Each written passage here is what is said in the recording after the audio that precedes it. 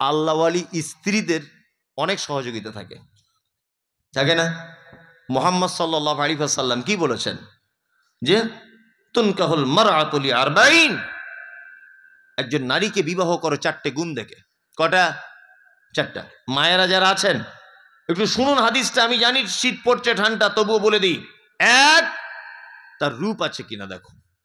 2, বংশ ভালো কিনা দেখো। 3, টাকা আছে কিনা দেখো। 4, দিনদারিতা আছে কিনা দেখো।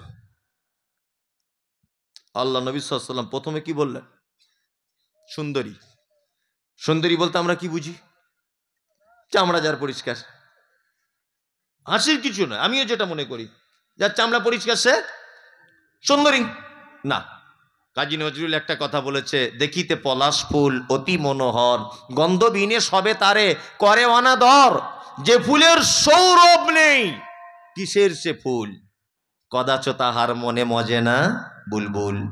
পলাশ ফুল দেখেন মাঠে হয়, হ্যাঁ হয়, ওই ফুল বাজারে বিক্রি হয় না, হয় হয় না। অথচ গোলাপ ফুল বিক্রি হয় বাজারে। এই ভ্যালেন্টাইন্স ডে আসছে, প্রপোজ করবে এক একজনকে, একবার আই লাভ ইউ বলে একটা গোলাপ ফুল দেবে, 5,000 টাকা দাম। একটা গোলাপ ফুল কলকাতার মার্কেটে 2,000 টাকা দাম, 500 টাকা দাম, তাই না? তার মানে গোলাপ দেয় কেন? ও দেখতেও সুন্দর, ওর গুণও আছে, খুব সেন্ট, তাই না? তার মানে বোঝা যায় পৃথিবীতে যার গুণ বেশি তার দাম বেশি। তার একটা প্রমাণ। আচ্ছা বলুন তো, বর্তমানে আপেলের দাম বেশি না মূলোর দাম বেশি? কার? কেন? মূলো তো সাদা বেশি, দাম হিসেব মতো ওরই বেশি হওয়া দরকার, তাই না? এই সিলভার কাপ মাছ বুঝুন তো, নদীয়ার লোক, ক টাকা কেজি? হ্যাঁ, 200 টাকা সিলভার কাপ আছে নাকি? 120-30 টাকা, ঠিক না? 120-30 টাকা সিলভার কাপ মাছ, সাদা চকচক চকচক করে। আচ্ছা যাই হোক, আপনাদের এখানে 200 টাকায় ধরুন, তাই না? আচ্ছা দেশি মাগুর কত কেজি? 1000 টাকাও তেমন বাজার হয়ে গেলে। দেখতে সাদা না কালো? কালো। কালো, অথচ দাম বেশি। কারণ কি বলুন তো? ও ডাক্তার খেলেই বলে দিয়েছে রক্ত হবে, ফোটায় ফোটায় রক্ত। তার মানে বোঝা যাচ্ছে যার গুণ বেশি তার দাম বেশি, তাই না?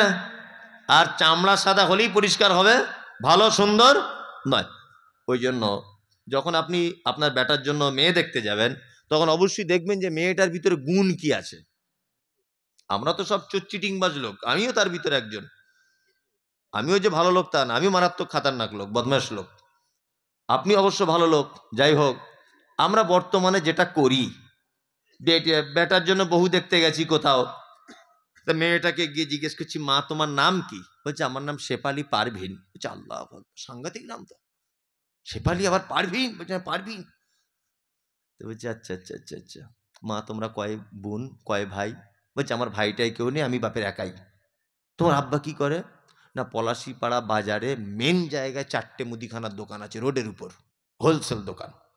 আর কি না, আর 2টা আরাধনা বাস আছে। তাই নাকি? বলছে হ্যাঁ।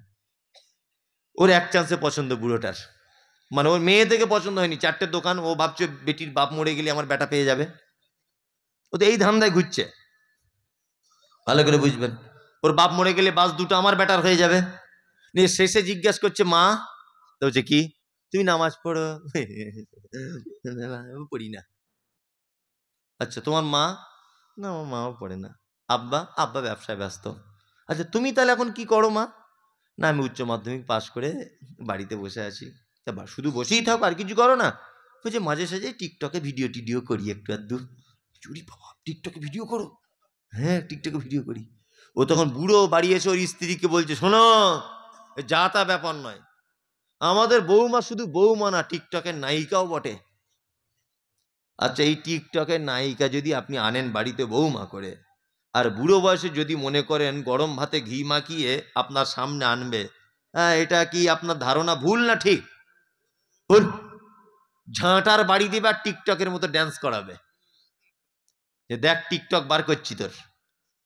কি বললাম বুঝলেন? ওই জন্য বলছি, তোমার বাপের কি আছে এটা দেখে লাভ নেই, তোমার চামড়া কতটা পরিষ্কার এটা দেখে লাভ নেই, তুমি কোরআন পড়তে জানো কি না, তোমার মা নামাজ পড়ে, তুমি নামাজ পড়ো, তোমার আব্বু কেমন মানুষ, এইগুলো দেখার প্রয়োজন আছে না নেই? আছে, আছে। সত্যি আজও পর্যন্ত ভালো মেয়ের অনেক অভাব, অভাব নেই। আমার একটা মহিলা মাদ্রাসা আছে, আপনারা জানেন, সোশ্যাল মিডিয়া দেখেন, মাদ্রাসা রুকায়ালিল বানাত, মেয়েদের। ওই ইয়াসিন ভাইয়ের আর আমার মাদ্রাসা পাশাপাশি। আর একটা মাদ্রাসা ইনশাআল্লাহ ছেলেদের, এটা স্পেশাল হিফজের বিভাগ, 28 তারিখে ভিত্তি স্থাপন করবো ইনশাআল্লাহ। সোশ্যাল মিডিয়া দেখতে পাবেন, আগামী 28 তারিখে। এটা ছেলেদের, ওটা চলছে মেয়েদের, আর এটা ছেলেদের চলবে ইনশাআল্লাহ। তা অনেক কত যে ভালো ভালো ডাক্তার, মাস্টার, ইঞ্জিনিয়ার ফোন করে, হুজুর আপনার মাদ্রাসায় পড়ে একটা ভালো হাফেজা মেয়ে দেন তো, বিয়ে করব। আমি কত মেয়ের যে বিয়ে দিয়ে দিয়েছি, অথচ তার আব্বা রিক্সা চালায়, জামাই হয়েছে MBBS ডাক্তার, কলকাতার স্কুলে চাকরি করে। মেয়ের বাপের ছেলেটার বসতে দেওয়ার জায়গা নেই, আল্লাহর কসম করে আপনাকে বলছি। বসতে দেওয়ার ছেলেটাকে, যে একটা চাকরিমান জামাই তাকে যে বসতে দেবে,